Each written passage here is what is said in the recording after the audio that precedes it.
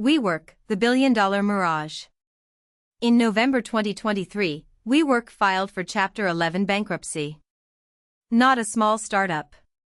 Not a struggling regional player. A company that had raised $12.8 billion. A company valued at $47 billion. A company with 600 buildings across 125 cities. Gone. The question isn't whether WeWork failed, it's how a company with that much money and that much runway managed to burn through everything and still die. The story starts in 2008 with two men, Neumann and Miguel McKelvey. They bought an eco-friendly co-working space in Brooklyn called GreenDesk, sold it 2 years later, and in 2010, took what they learned and founded WeWork.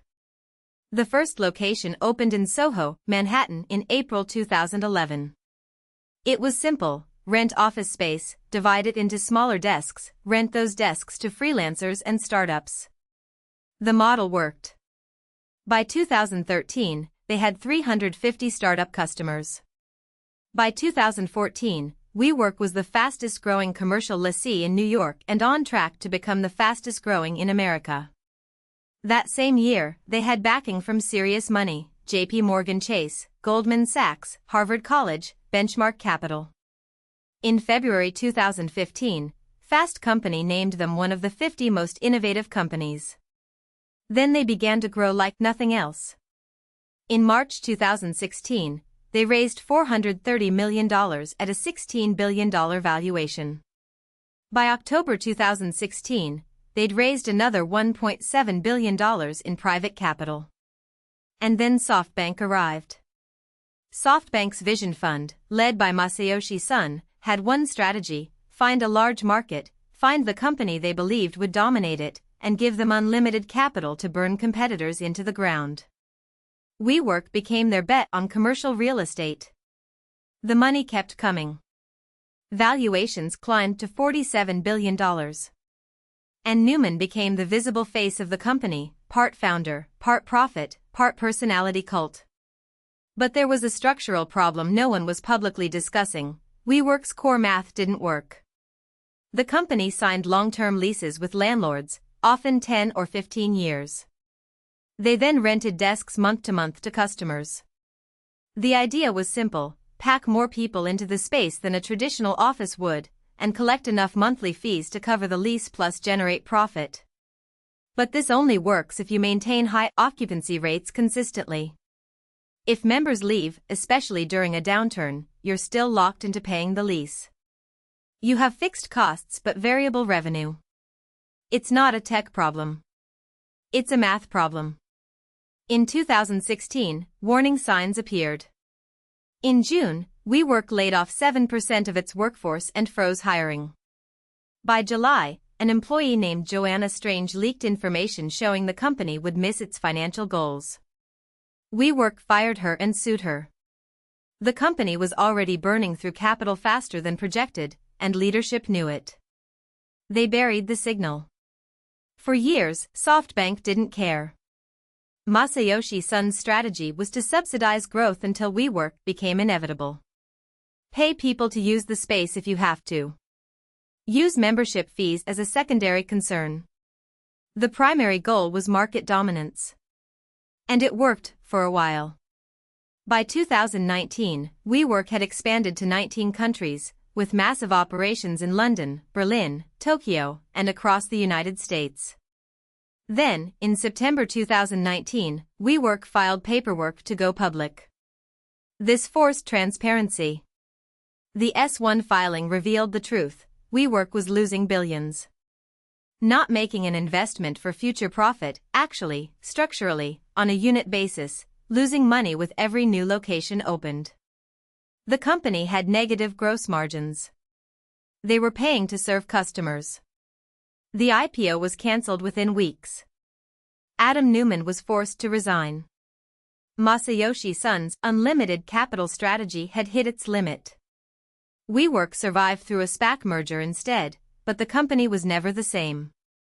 Occupancy rates fell. The pandemic accelerated the decline.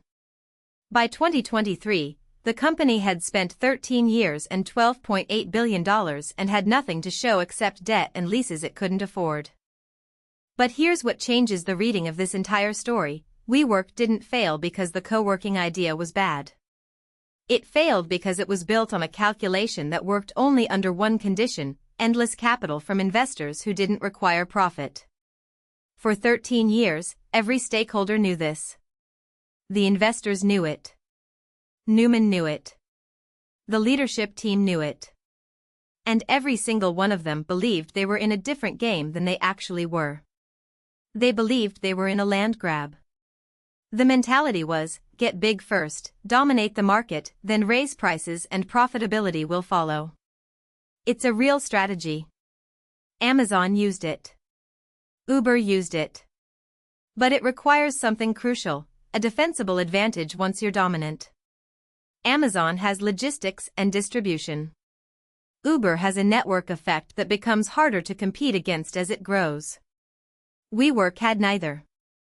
Opening a co-working space requires no technology, no patents, no network advantage. Once you're the largest, there's nothing stopping someone from opening a competing co-working space next door with better terms. The land grab didn't create moat, it just created debt. The real story is that SoftBank, Masayoshi Son, and Neumann all operated under a shared delusion. They believed the narrative of disruption more than they examined the unit economics. They believed that because they were young, because they had technology in the name, because they disrupted the traditional office leasing business, they were exempt from the laws of real estate, which are unforgiving. You can't fake occupancy rates. You can't account your way out of a lease. You can't disrupt the fact that if you have more fixed costs than variable revenue, you will eventually run out of money. Neumann's departure, the failed IPO, the SPAC merger, these were all symptom treatments. The disease was architectural. By 2023, when the bankruptcy came, the company had already lost its war. It just took legal filing to make it official. The lesson isn't about co-working. It's about capital and accountability. When investors remove the requirement for profit, they don't accelerate innovation, they enable denial. They don't fund the best ideas, they fund the most confident storytellers. 13 years and $12.8 billion later, WeWork proved that you can be massively funded, hugely dominant in your market, and still be worth nothing. Because dominance in a business with no structural advantage is just the largest possible way to lose money. The question that should haunt every investor isn't, will this company win? It's simpler: if I removed my capital tomorrow, would this business survive? For WeWork, the answer was always no. And everyone involved knew it the whole time.